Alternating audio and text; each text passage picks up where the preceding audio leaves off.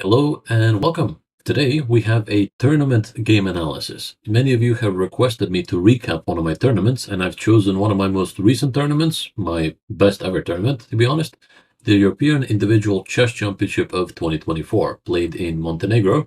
And here we have round one. I'm paired against Italian Grandmaster Luca Junior Moroni, 2571 rated. I'm playing with the white pieces, and I begin the game e4.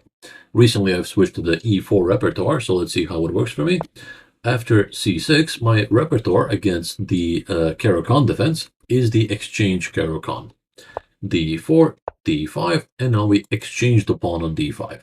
Why do we do so? We're going to see very soon, but basically the reason I love this variation so much is simply because it gives me a great transition into a nice, calm middle game where I know the plans for both sides.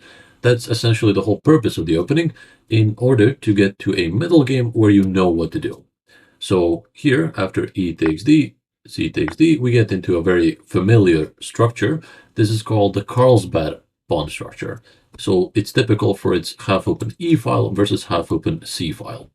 And what's going to happen here? Sooner or later, white will play c3, black will play e6, and this will establish some pawn chains, which will instantly decide what white is supposed to be doing and what black is supposed to be doing.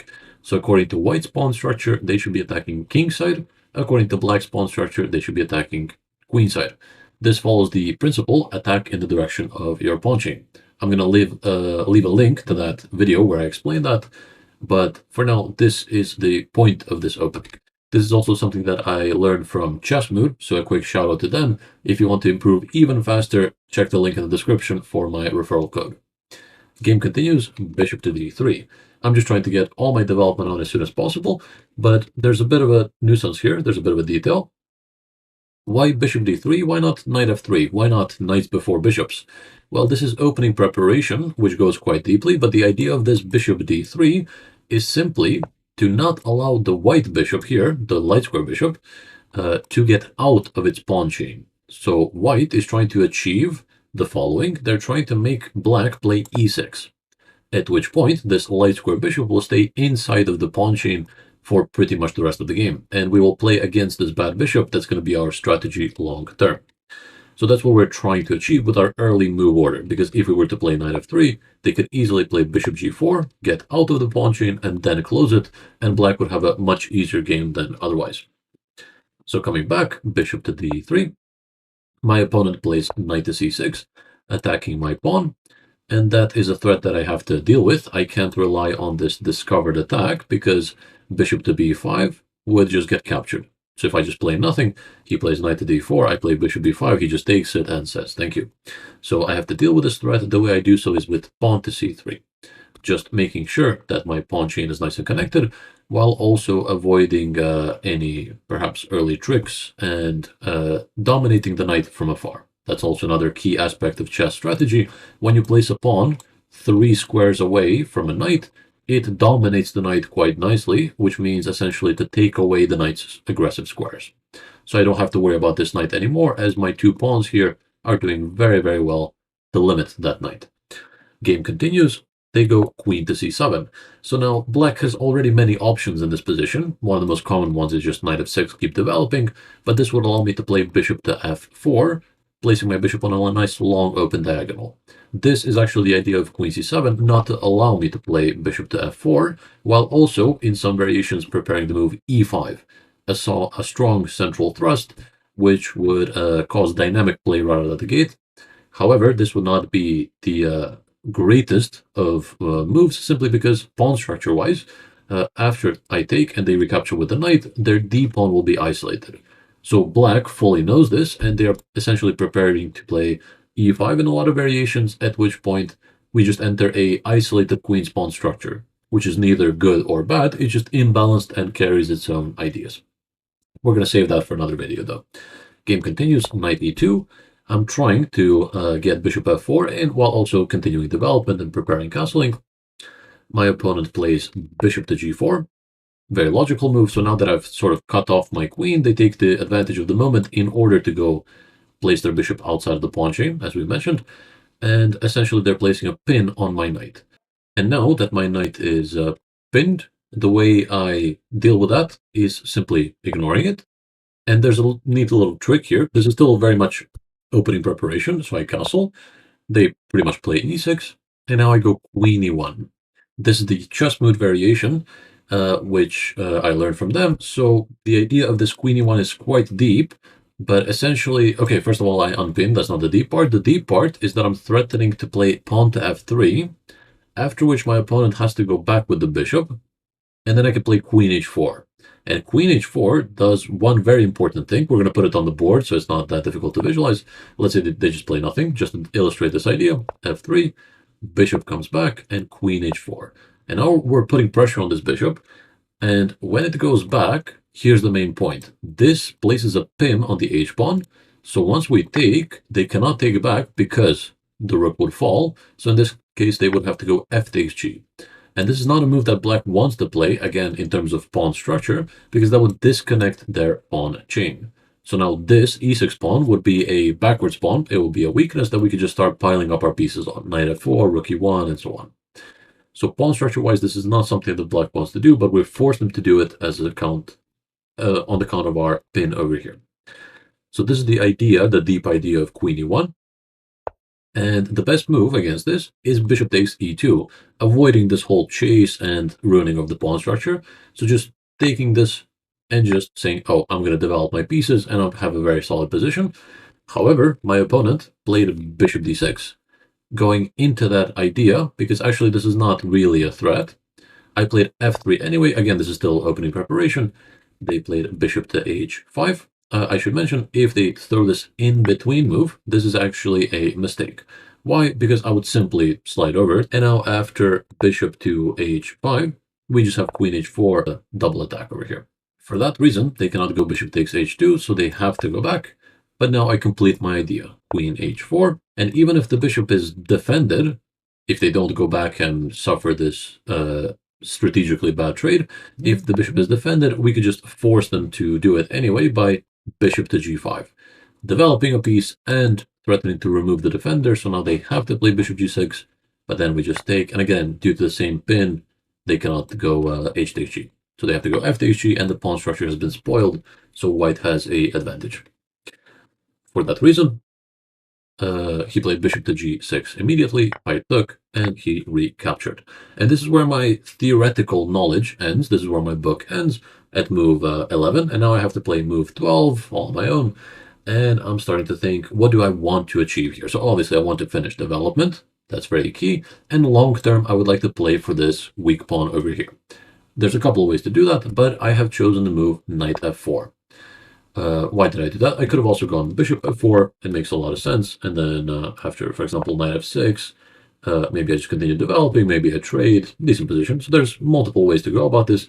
Personally, I chose knight f4 because I saw some lines in which I go a quick rook e1, maybe queen h3, and just absolutely crush e6, and therefore get to the king. So knight f4. My opponent released all the pressure by giving up their good bishop, but I was very happy with this. I just recaptured, and my opponent played queen to f7, just holding things a little bit better, aiming to just finish development and say, hey, I have a bit of a weakness, but it's not so much of a worry. In this position, I could have played the knight d2, I could have played rook e1. I chose bishop d6 though, because if I just developed normally, I thought that my opponent would also develop quite smoothly. Knight e7, knight f5, putting pressure on my queen. I would move my queen back. They castle. They have the open f file. The other rook comes to e8. I think that's a very healthy position for black. And also I have to watch out for some tactics after knight e7, knight f5. After that happens, if I go, let's say, queen f2, they would have knight takes d4, utilizing this discovery on my bishop, utilizing the fact that my queen is no longer defending it. So let's say I envision some line like knight d2, knight e7, let's say rook to e1, knight f5, queen f2, but now there is potentially knight d4. The reason I say potentially is because there's some pressure on e6, so it's not quite clear, requires calculation, but I just didn't want to deal with this. It's round one of the tournament, of course. I'm just trying to warm up a little bit, so I don't want to go into some heavy calculations. So I played a bishop d6 with the idea of just cutting off kingside castling long term. And even if they play knight e7, there's going to be a pin, perhaps. Maybe I could use that. That cuts off the path to e6. So for that reason, my opponent went knight h6 instead, trying to go to f5, where this would be a fork of the queen and bishop.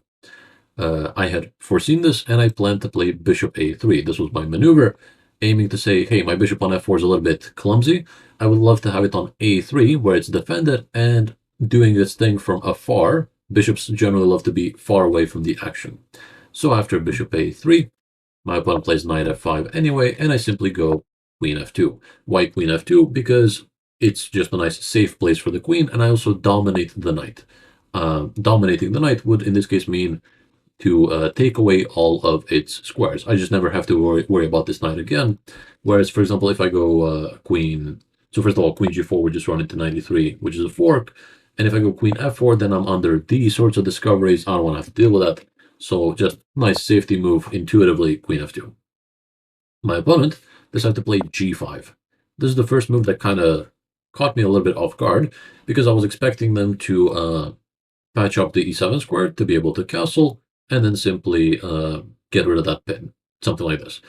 But g5 is the first hint that my opponent gave me that they just want to go long and pawn storm. So I'm trying to adjust to the best of my ability to that, so I'm considering that possibility. But for now, that doesn't really affect my play. I still have to finish my development before I can proceed with any middle game stuff. So knight d2 makes the most sense. It's my only developing move. And h5 was played. h5 definitely shocked me. I wasn't sure how to react to this because their king is still in the center. And once the king is in the center, that allows me to do a lot of fun stuff. When you have a development advantage, the way you should think about it is you have to play hyper aggressively. This is a very temporary type of advantage.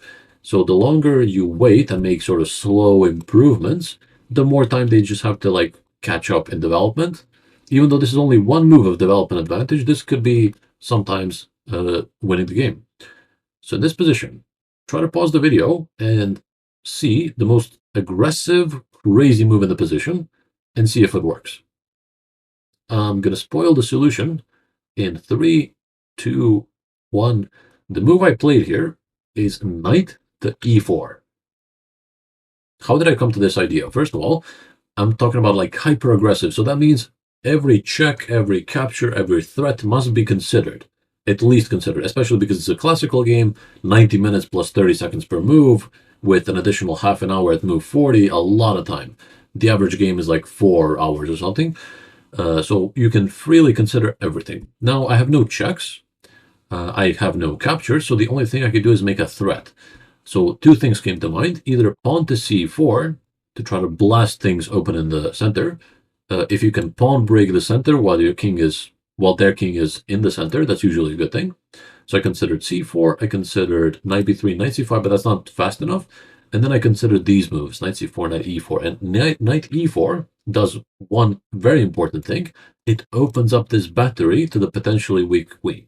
So the main idea is after knight e4, obviously the first thing to calculate is the capture. But now I would be able to recapture with the pin over here.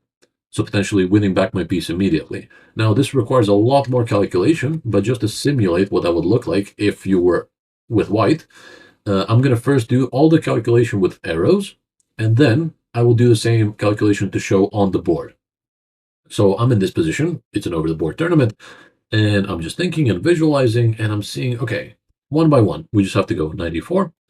The main challenge is what if they take? If they don't take, then I could just like rear out to a better square, no worries. So I really need to calculate this. So knight e4, d takes e4, f takes e4.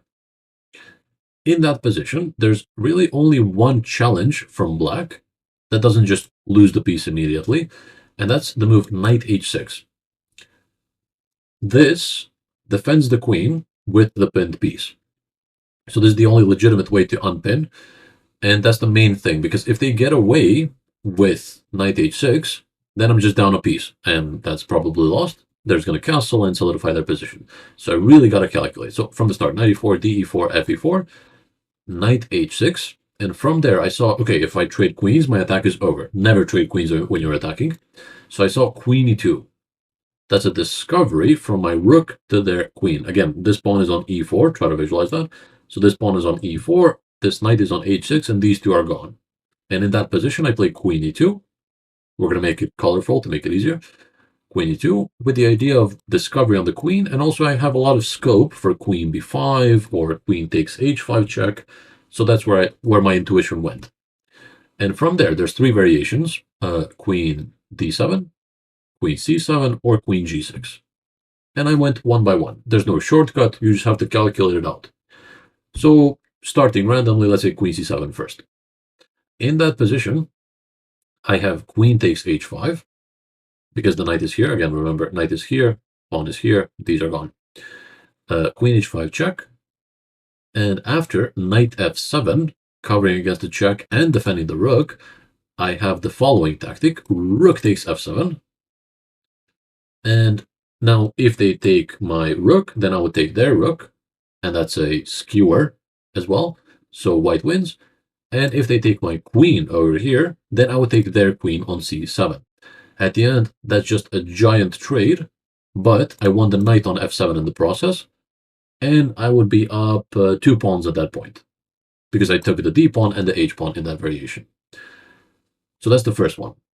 Then, queen to d7 is the second variation, where, again, I start with queen takes h5, and against knight takes f7, now I have rook takes f7, but now it's a bit different, because after they take my queen, I cannot take their queen, because it's defended by the king, so I would be down a rook at that point.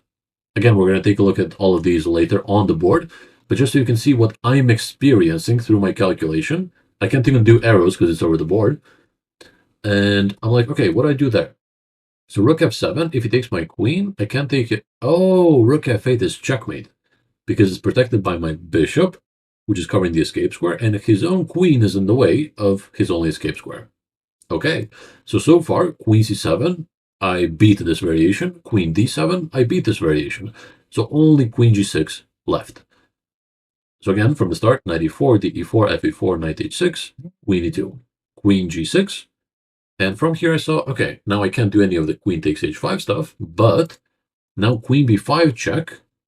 If it's a check, it's going to be devastating. So d5 was the idea that I had. And first of all, they cannot take, because I take back, and that's a discovery. My queen on e2 attacks the king on e8, and the knight is also hanging, so I would win a piece. So after my d5, they have to move the knight, but at that point, I have queen b5 check. And they have to play king d8, basically, and I just rip open the position with d6, and rook d1 is coming, and I thought that was good enough for that variation. Now let's see all of that on the board. So, knight e4, d4, fe4, knight h6, queen e2. And now there's three variations. I'm going to do them in the same order. So queen c7 first, queen takes h5, check, knight f7, and I could just take this to remove the defender. If they take my rook, I take theirs, and that's a skewer. They don't have queen f8 because of my bishop. And if after rook takes f7, they take my queen, I take theirs, and I'm 2 pawns up. So this would be a winning endgame. Coming back, that's the queen c7 variation. Queen to d7, however, is a little bit different. As we said, queen h5, knight f7 takes.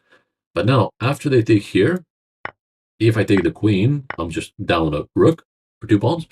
So for that reason, after rook f7, they cannot take my queen because of the checkmate, and now their queen is blocking here. In the queen c7 variation, they would have king d7, and they're pretty much in good shape.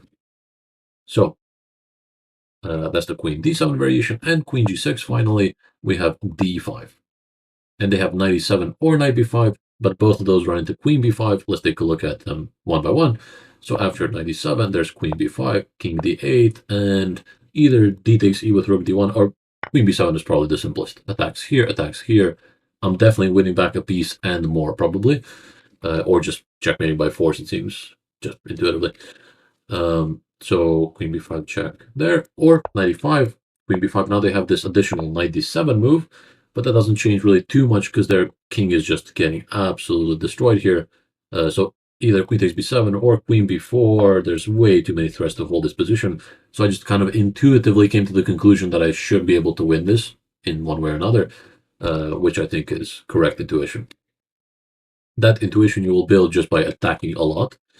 So finally, I play knight e4, and my opponent is visibly shocked. So I shocked a 2571 Grandmaster. Yay me. And after a bunch of time of thinking, he basically confirmed my calculation by not taking here. So if he takes here, we said he basically falls victim to the attack and loses the game. So for that reason, the game continued normally. Queen g6, because this pawn is under attack. And now I just get in my piece improvement, knight c5. So that was incredibly unrewarding, but such is chess. Sometimes you do all that calculation just to improve a piece.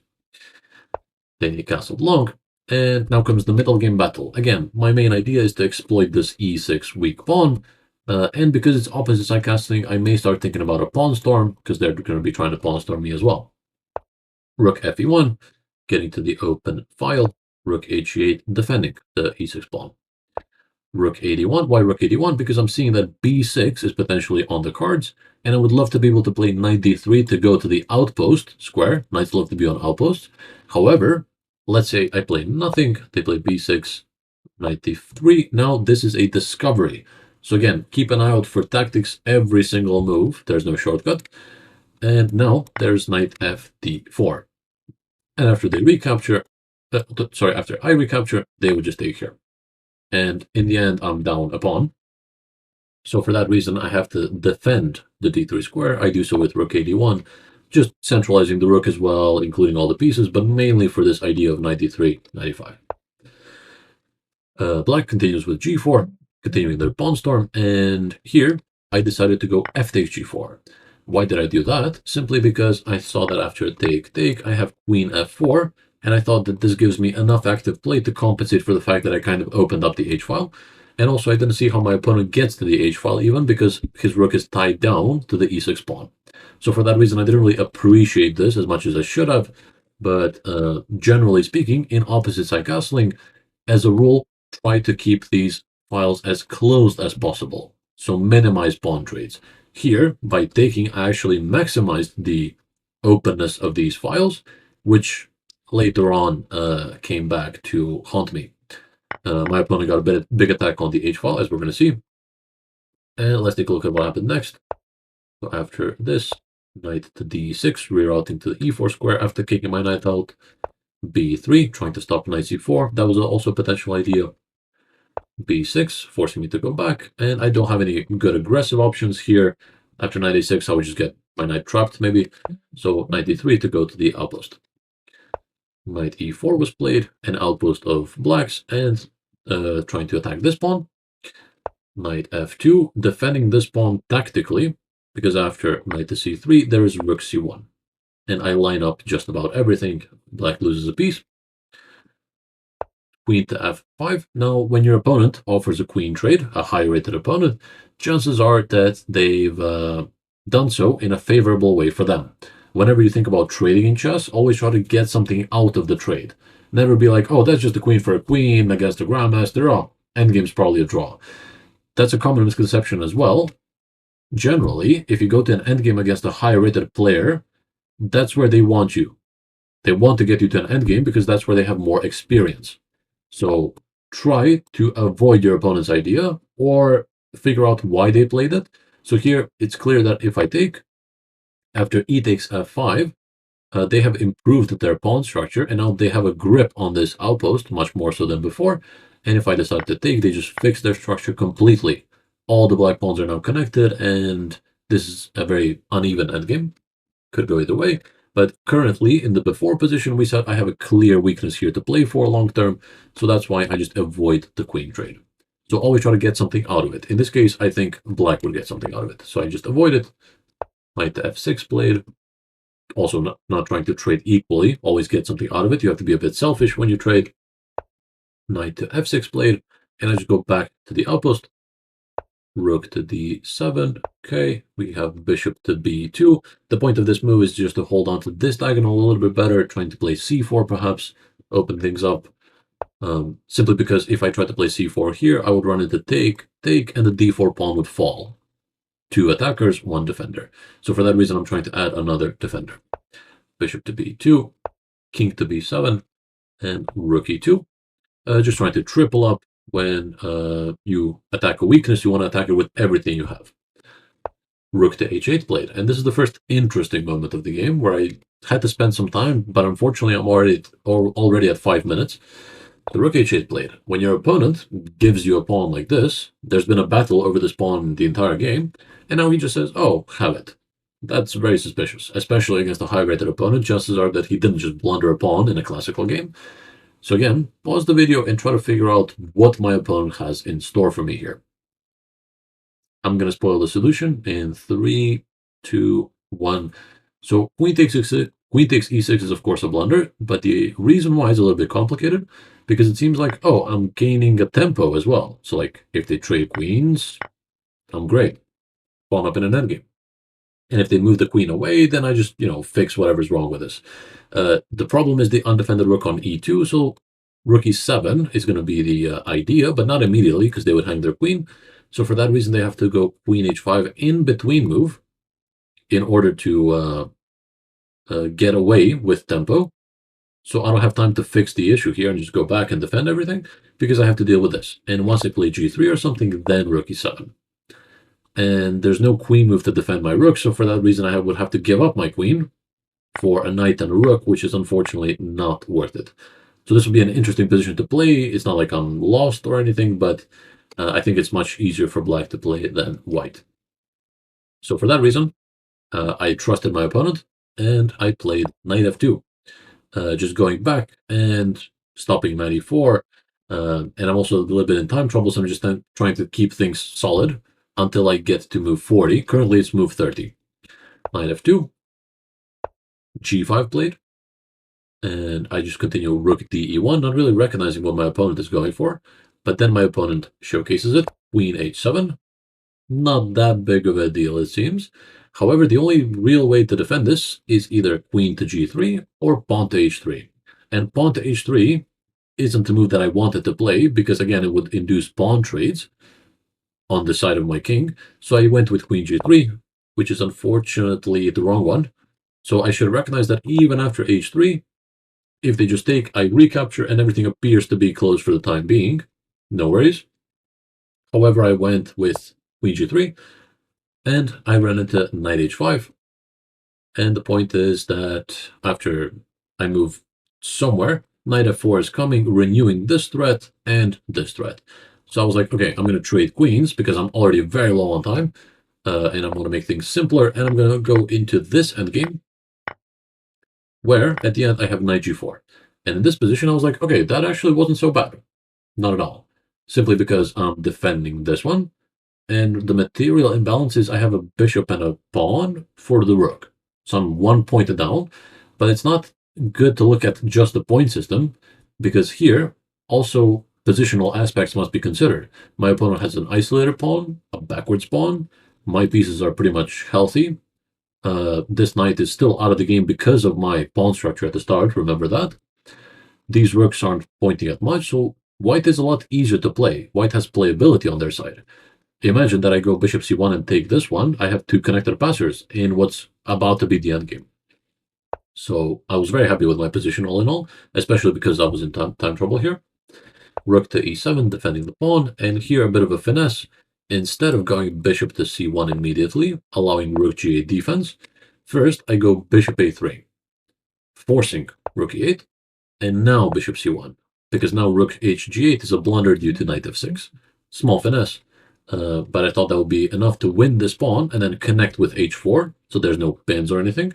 And this would allow me to just get the king up and start rolling these pawns until I win. So I was really optimistic about my chances here, until my opponent demonstrated his strength and took this position, which is seemingly lifeless, and made something really good out of it.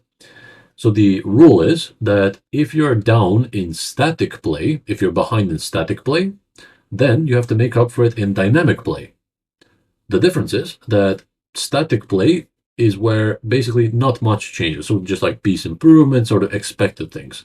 Dynamic play is everything is flying all over the place. So he's going to utilize pawn breaks here in order to achieve dynamic play. Not e5, because I would just take that and say thanks, but b5 to try to go b4. And at first I was like, okay, I could just play a3, I could just play b4, I could just ignore it. But after b4, now he goes e5. And this was a well-calculated sequence. Without this, I think black may be on the verge of losing, because if they do nothing, if they continue to play static chess, like slow piece improvements, nothing much changes, then I'm just going to take here, h4, knight f6, king h2, king h3, g4, h5, king h4, just keep on rolling and rolling until they resign. So b5, b4, e5. Another thing is that if I take with my pieces, I start to transfer into a losing endgame, because if it's just up in exchange, then I have almost no winning chances. So for example, after this, and this, it's only black wins or white somehow holds a draw. How do I know that? Because I've simply played a lot of endgames, and it's clear that my bishop alone doesn't really do a whole lot. So for example, black is going to play, first I have to address this, maybe with a counterattack, perhaps. So let's say something like this, maybe I connect everything, but it doesn't matter, simply because their king is going to get active soon, and my king is going to be kept at bay for the most part, and I can only basically fight on dark squares. So they just put all their pawns and everything on light squares, then my bishop is essentially useless. So now, I'm not saying that this is necessarily the best move. a6 may be failing to these pawn pushes. This requires some calculation, but generally speaking, I think black should not lose this ever.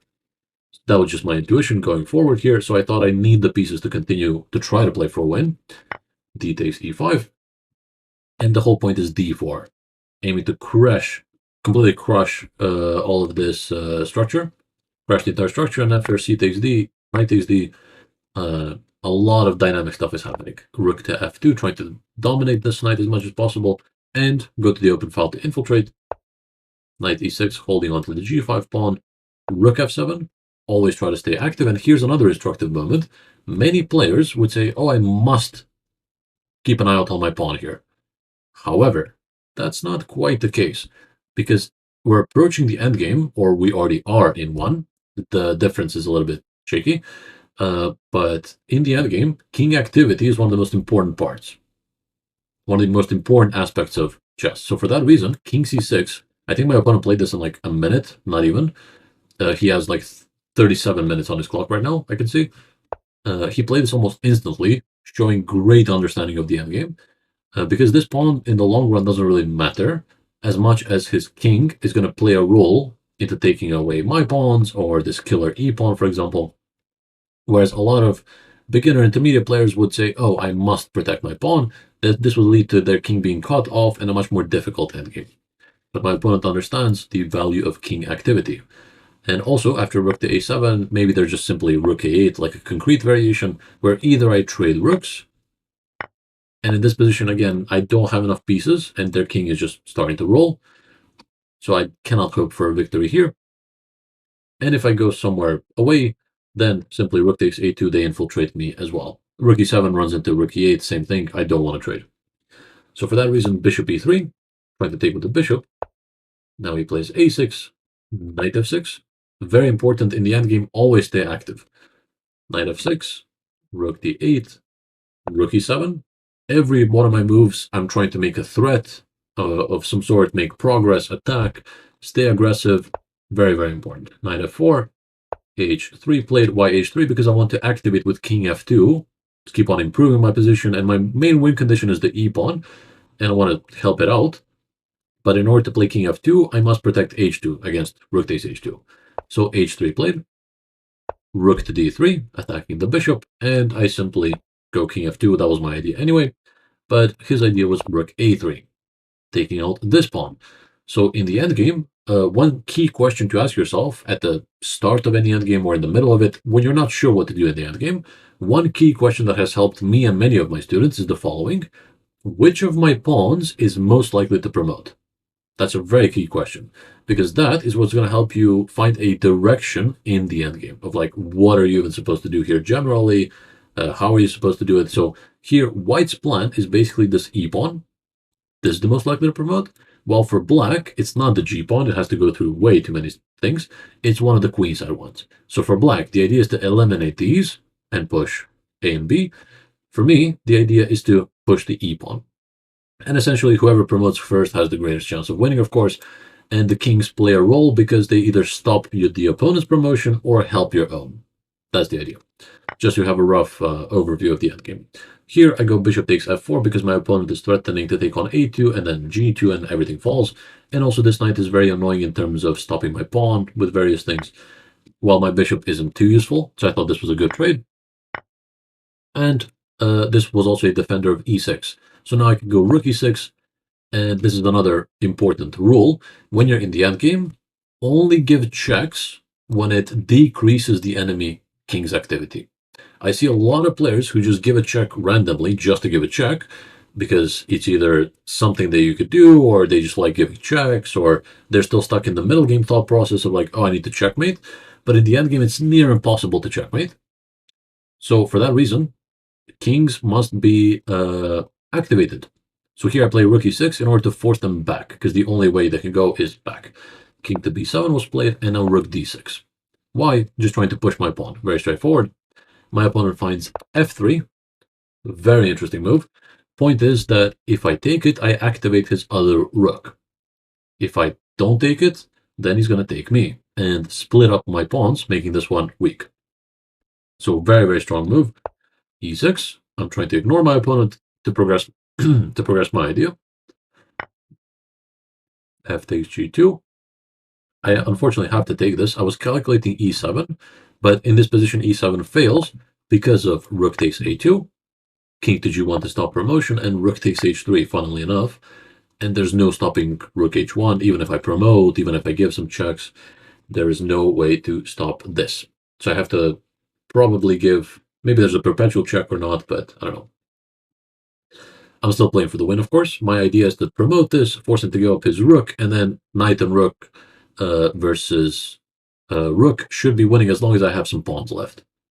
So king takes g2, rook takes a2 check, king f3, rook takes h3 check, king g4, rook h8, and e7. And again, I was really optimistic here, trying to promote this one. A check, king f3, and there's no rook e2 anymore. I thought, oh, rook e2, basically a drawn position, but now my opponent gave me some winning chances here, at least so I thought. But after rook to g6, I soon realized what my opponent was doing, so they're trying to make me promote so that they can remove the defender before they take here. And this is a rook endgame where I'm down a pawn, so maybe I hold the draw here, but it's a really tough draw, even if it is one. So for that reason, I cannot promote. So I go king e4. The king always wants to help out. King to g1, rook d8, trying to remove this rook. Rook e1 check, king f5, and rook h4, well spotted by my opponent, to secure at least a draw. Why? Because now when I promote, he takes, I take back with something, and he takes my final pawn. And even without these black pawns, this position is a theoretical draw, unfortunately, which I'm sure that my 25-71 opponent knows about. So I played on for a few more moves just to ensure that I stop these pawns, because technically black wants to win now as well. But once I got my king back and played rook to e5, a draw was offered and accepted. I think I offered a draw, if I remember correctly, seeing as I don't really know how to take these pawns in the first place, and even if I do, I trust him to be able to hold a draw. And it was already like 5 hours later, so this game was like 5 or 6 hours, I think. So I was very much exhausted. But all in all, that is how I drew against the 25-71 Grandmaster in round 1 of the European Individual Chess Championship. At the time, here, I was 22-42 candidate master. So pretty amazing start, but it all came from this 94 move at the opening. A little bit later, this was really the highlight of my game. After this move, after I made this work, I was like, okay, I don't care if I lose anymore. I basically did my thing. So the thing is that we're going to learn about mindset very soon. But one of the things that I pride myself on is my mindset to be able to play against literally anybody on the planet and play my best game. A lot of players would see the rating, see the title, and be very scared of and they would overestimate the opponent and play a little bit terrified, and mindset plays a huge role in chess. This ended up being a long video, very long one, but if you made it until here, thank you very much for watching until the end. I hope you've learned something new, and let me know down in the comments if you want to see more stuff like this, if you would like me to make it longer and more explained or shorter explained. How would you like me to format this? And that's going to help me out a lot in knowing what to do next. Thank you very much for watching once again. Have an awesome week, and I'll talk to you very soon. Take it easy.